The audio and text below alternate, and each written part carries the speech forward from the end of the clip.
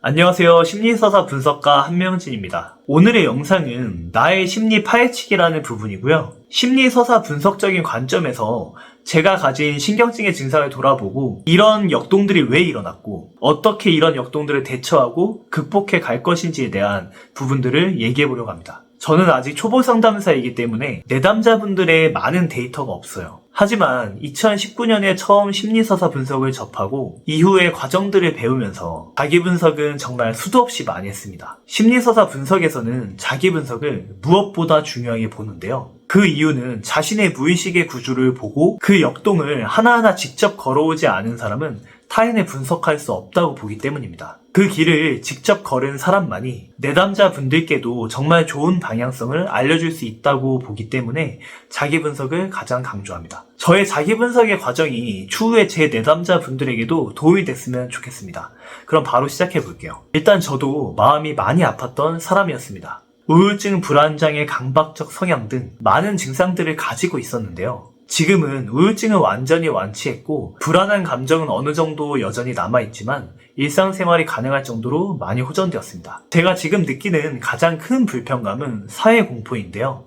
오늘은 이 사회공포라는 것이 저에게 왜 생겼고 어떻게 극복할 수 있는지에 대한 얘기를 해보려고 합니다. 저의 경우에 아는 사람을 보는 것은 그렇게 떨리지 않은데 지하철을 타거나 거리를 걸을 때처럼 사람이 있으면 그 사람이 누구든 간에 좀 의식하게 되고 눈치를 보는 그런 증상이 있습니다. 이런 증상이 왜 있는지 자기 분석을 통해서 저의 무의식을 분석해 봤을 때 저의 초라한 남성성이 나왔는데요. 제 외모가 어떻게 생겼든 무의식에 내재한 저의 남성성이 초라한 남성성이라면 이것을 누군가에게 들킬까봐 항상 두려운 마음을 가질 수 있습니다. 저의 경우에는 그것이 사회공포 증상으로 발현된 것이죠. 여성분들의 경우 반대로 자신의 여성성이 수치스럽다고 느껴진다면 이 역시도 사회공포 증상으로 발현될 수가 있는 겁니다. 다시 제 얘기로 돌아와서 남자는 남성성을 자연스럽게 습득해야 정신적으로 더 성장할 수가 있는데요. 저는 이 부분이 누락되었기 때문에 사회공포라는 증상으로 발현된 겁니다. 남성성을 습득하는 방법은 부성동의시입니다. 아버지의 방향성을 따라가면서 자신의 남성성을 세상과 소통하는 방법을 배우는 것이죠. 그런데 저는 부성동의시에 성공하지 못했어요. 왜냐하면 부성동의시를 하려면 가장 중요한 것이 어머니에 의한 아버지의 권위 인정인데 어머니가 아버지의 권위를 인정해주지 않았거든요.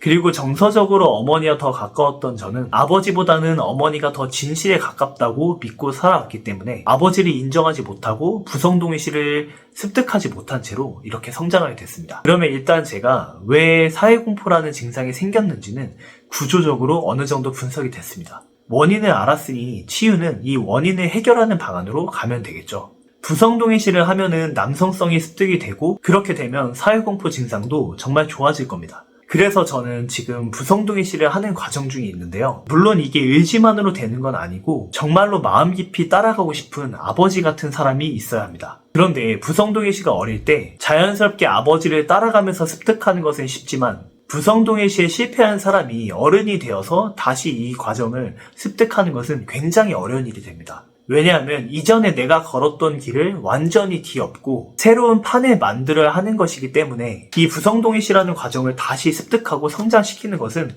굉장히 많은 시간과 노력들이 들어가게 되는 겁니다. 제가 유튜브를 찍으면서 고민하는 건 여러분이 어떤 증상과 구조를 가졌는지 면밀히 분석을 해보면 어떤 이유 때문에 아픈 것인지 어떤 방향으로 가야 더 좋아지는지에 대해서 제가 어느 정도는 도움을 드릴 수 있습니다. 하지만 해결까지는 사실 영상 하나만으로는 좀 힘들어요. 그러면 이렇게 생각하실 수도 있어요. 그러면 유튜브에 존재하는 그 수많은 치유 영상들은 뭐냐고. 기존에 나와 있는 많은 영상들은 일시적으로는 효과를 얻을 수 있다고 생각해요. 마음의 고통의 깊이가 얕거나 구조적으로 치유가 쉬운 경우라면 영상만으로도 좋아질 수 있다고 생각합니다. 하지만 마음의 고통이 크거나 구조적으로 치유가 어렵다면 사실 영상만으로 큰 효과를 보기는 어렵다고 생각합니다. 저도 영상만으로는 여러분들께 드라마틱한 그런 극적인 치유 효과를 드리기는 솔직히 좀 어려울 것 같아요. 그렇지만 제가 유튜브를 찍는 이유는 기존의 치유 방법 말고 이런 다른 방법도 있다는 것을 여러분들께 알려드리고 싶기 때문에